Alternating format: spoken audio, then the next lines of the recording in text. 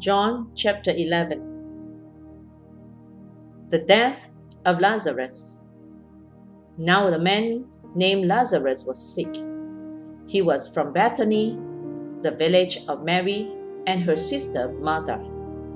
This Mary, whose brother Lazarus now lay sick, was the same one who poured perfume on the Lord and wiped his feet with her hair. So the sisters sent word to Jesus, "Lord, the one you love is sick." When he heard this, Jesus said, "This sickness will not end in death.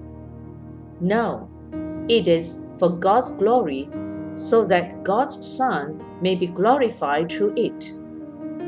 Now, Jesus loved Martha and her sister and Lazarus. So when he heard that Lazarus was sick, he stayed where he was 2 more days. And then he said to his disciples, "Let us go back to Judea."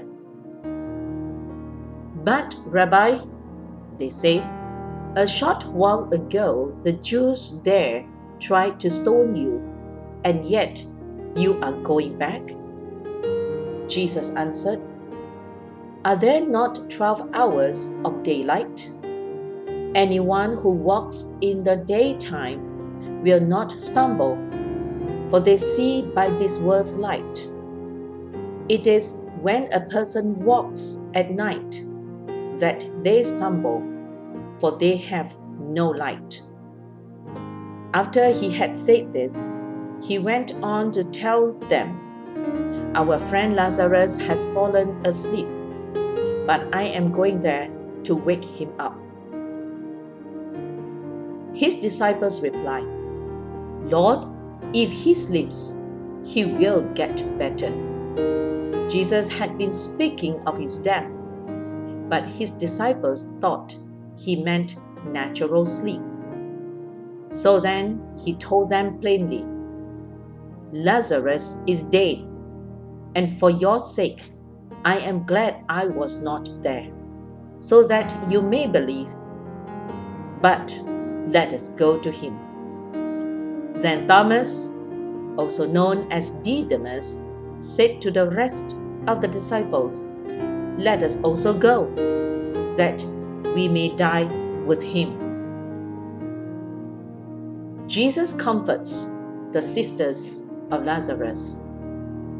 On his arrival, Jesus found that Lazarus had already been in the tomb for 4 days. Now, Bethany was less than 2 miles from Jerusalem, and many Jews had come to Martha and Mary to comfort them in the loss of their brother. When Martha heard that Jesus was coming, she went out to meet him, but Mary stayed at home. "Lord," Martha said to Jesus, "if you had been here, my brother would not have died. But I know that even now God will give you whatever you ask." Jesus said to her, "Your brother will rise again." Martha answered, "I know he will rise again in the resurrection at the last day." Jesus said to her, "I am the resurrection and the life. The one who believes in me will live, even though they die. And whoever lives by believing in me will never die. Do you believe this?" "Yes, Lord," she replied. "I believe that you are the Messiah, the Son of God, who is to come into the world." After she had said this, she went back and called her sister Mary aside. "The teacher is here," she said, "and is asking for you." When Mary heard this, she got up quickly and went to him. Now Jesus had not yet entered the village, but was still at the place where Martha had met him. When the Jews who had been with Mary in the house, comforting her, noticed how quickly she got up and went out, they followed her, supposing she was going to the tomb to mourn there. When Mary reached the place where Jesus was and saw him, she fell at his feet and said, "Lord, if you had been here, my brother would not have died." When Jesus saw her weeping, and the Jews who had come along with her also weeping, he was deeply moved in spirit and troubled. "Where have you laid him?" he asked. "Come and see, Lord," they replied. Jesus wept. Then the Jews said, "See how he loved him." But some of them said, "Could not he who opened the eyes of the blind man have kept this man from dying?" Jesus raises Lazarus from the dead.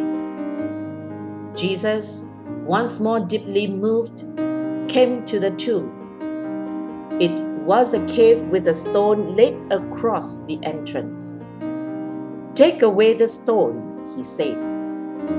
"But Lord," said Martha, the sister of the dead man, "by this time there is a bad odor, for he has been there 4 days." Then Jesus said, "Did I not tell you that if you believe, you will see the glory of God?" So they took away the stone. Then Jesus looked up and said, "Father, I thank you that you have heard me. I knew that you always hear me. But I said this for the benefit of the people standing here, that they may believe that you sent me." When he had said this, Jesus called in a loud voice, "Lazarus, come out." The dead man came out, his hands and feet wrapped with strips of linen and a cloth around his face. Jesus said to them, "Take off the grave clothes and let him go." The plot to kill Jesus. Therefore, many of the Jews who had come to visit Mary and had seen what Jesus did believed in him. But some of them went to the Pharisees and told them what Jesus had done. Then the chief priests and the Pharisees called a meeting of the Sanhedrin. "What are we accomplishing?" they asked. "Here is this man performing many signs. If we let him go on like this, everyone will believe in him, and then the Romans will come and take away both our temple and our nation." Then one of them, named Caiaphas, who was high priest that year, spoke up. "You know nothing at all. You do not realize that it is better for you that one man die for the people than that the whole nation perish."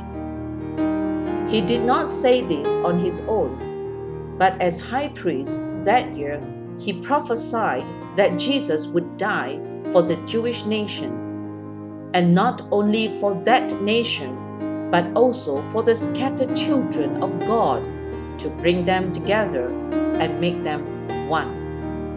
So from that day on, they plotted to take his life.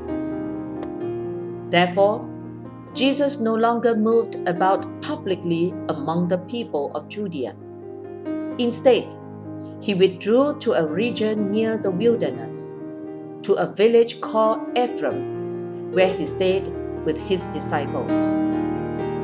When it was almost time for the Jewish Passover, many went up from the country to Jerusalem for their ceremonial cleansing before the Passover.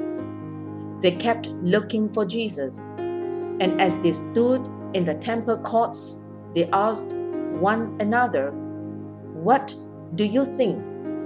Isn't he coming to the festival at all?" But the chief priests and the Pharisees had given orders that anyone who found out where Jesus was should report it so that they might arrest him.